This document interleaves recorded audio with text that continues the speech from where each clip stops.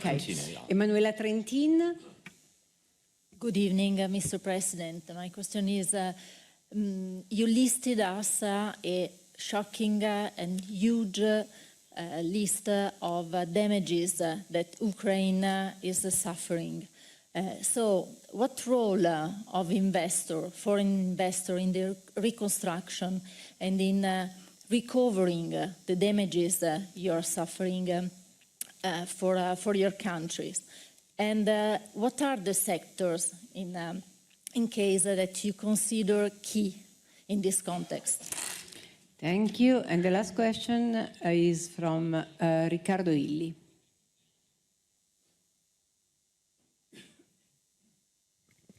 Thank you, Mr. President, for what you are doing for your people, but in my opinion also for the whole European territory. So I really admire what you are doing, your strength and your courage in defending the life of your people and their freedom. My question is, what can Europe learn from what is occurring in Ukraine in these days? Very good. Thank you. Thank you very much, Mr. President. There's one second. Yeah, take your time. Very many questions to answer quick. Exactly. If you can use the phone, so I will answer in Ukrainian. Okay. If it's possible, yeah. So let's give everybody just 1 second to.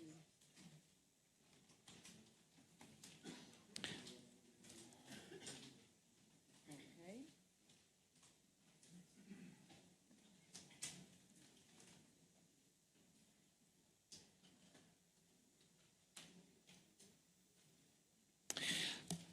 Можно? Can I? Thank you so much. The first question was regarding the post-war Ukraine. How should it look like and where it should be, and what is the difference of our idea and our vision and Minsk? Because Minsk failed, if I understood your question correctly. So first and foremost, Ukraine is a part of a future security infrastructure, I believe, for the world, first and foremost for Europe, because we are on this continent, and on the security of Europe depends the security in all the world. Therefore, Ukraine should be a part of this security alliance, economically and security, from the point of view of security, energy, technology, etc. And food. Because this is very important, as we have seen this during the war. So Ukraine should be an equal part of the European family, of the European Union, but also of the alliance, security alliance, NATO. What does it give us? That it prevents the possibility of Russia's aggression or aggression of anybody else. We do not know what is happening. We prevent it from turning back to Ukraine. This is very important for Ukrainian people. This is important for all the neighbors. You see what crisis the war has brought to Ukraine. And then this crisis, it spreads to the world, to Europe and the world. And one of the examples is the blockade of the sea of our naval trade routes. It resulted in the stoppage of food supplies.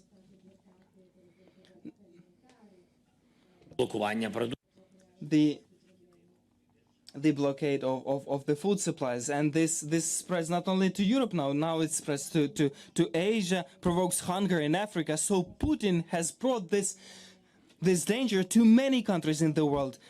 We cannot say that this is a war only in Ukraine. War territorially is in Ukraine, but the whole world has suffered, not because of Ukraine, once again, because Ukraine is defending the values.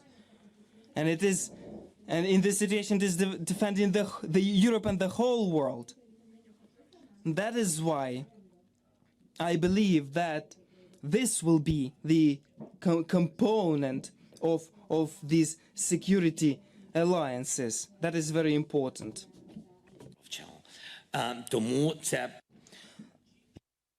That is the first thing. How does it differ from Minsk? Minsk was simply a trap. And unfortunately, when Europe supported this trap of Russia, Minsk is the worst part, the worst thing that can be, and we can never come back to this. That is the frozen conflict. That is the pause that gives Russia the possibility, Russia, an aggressor Russia, to prepare what it was doing. The frozen conflict. Ukraine, it meant that Ukraine was in the grain zone, not only for its own people, but also for the investor who will invest money in Ukraine. Even though Ukraine is a rich land, nobody will invest money because they do not understand what will be in the future with Ukraine, because there was no 100% support to Ukraine, and there was no understanding about what would happen in Russia. Russia has occupied part of the territories to create a frozen conflict. Then it was developing its military industry and preparing for the invasion. If Ukraine chooses its own path of independence, path to Europe, path to the EU, what did Ukraine choose? It chose this. What danger is in this for Russia? I will tell you. Russia does not have the economy. They are plundering the richest economy. They are plundering their economy.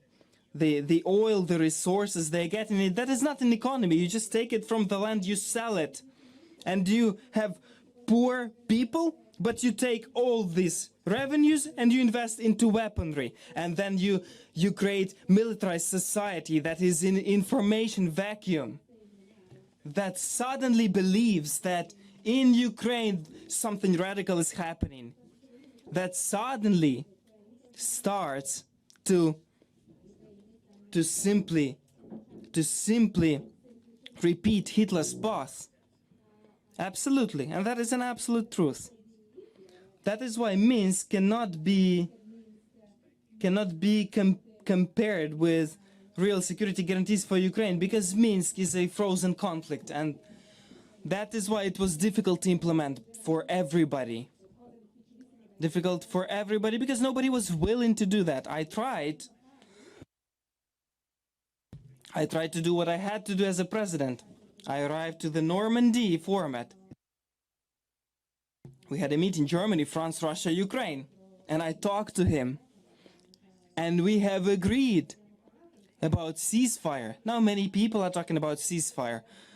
I have gone through a couple of ceasefires with Putin. We have agreed on ceasefire, and in some time they have started to kill us on the contact line.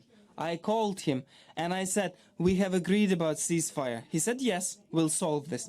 In some time, again they started to kill us. They were preparing. So no more frozen conflict. As regards the reconstruction, that is the second question.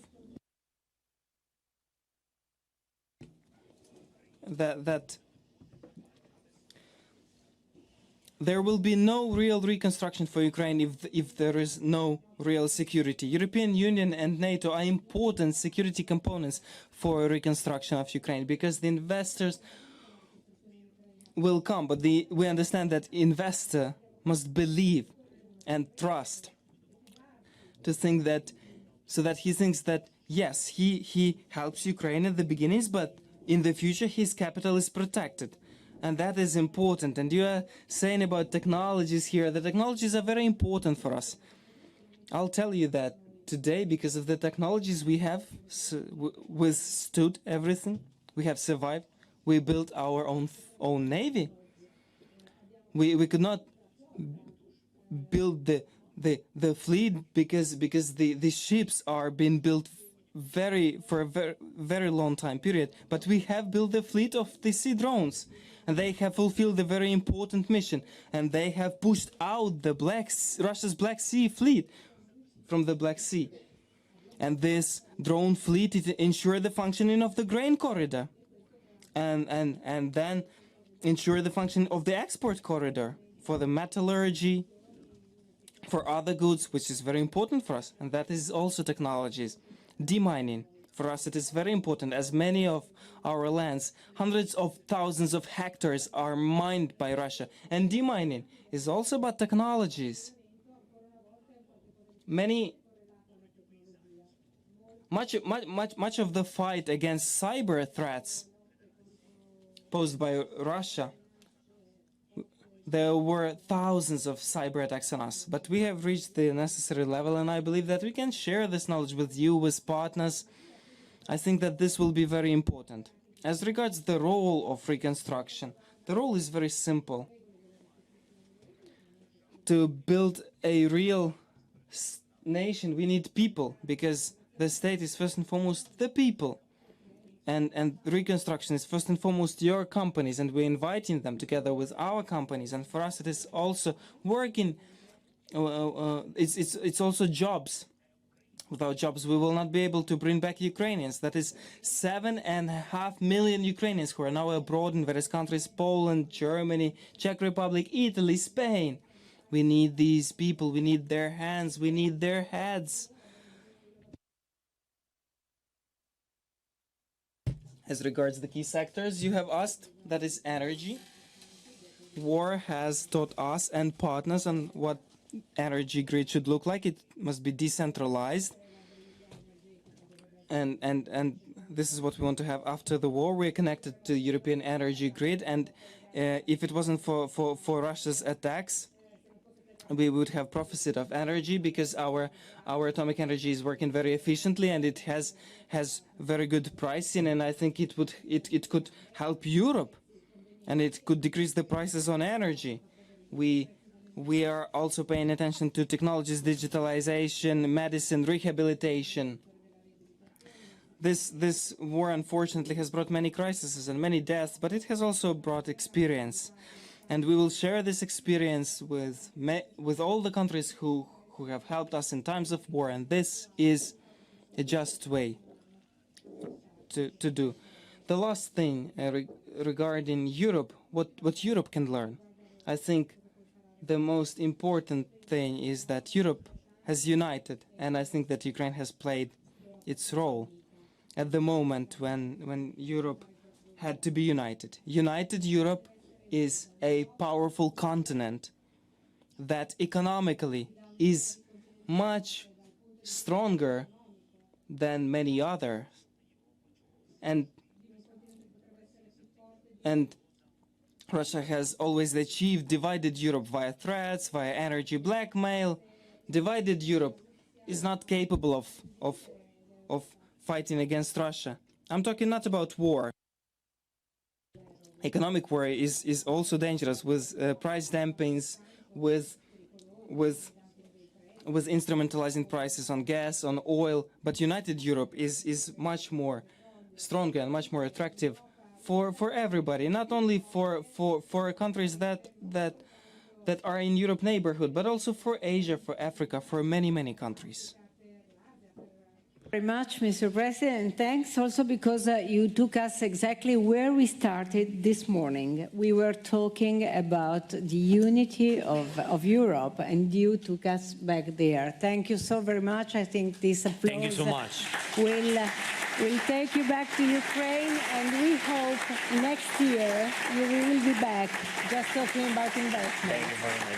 Thank you. Such a pleasure. It's the first time, and this was perfect. And thanks for helping me with that.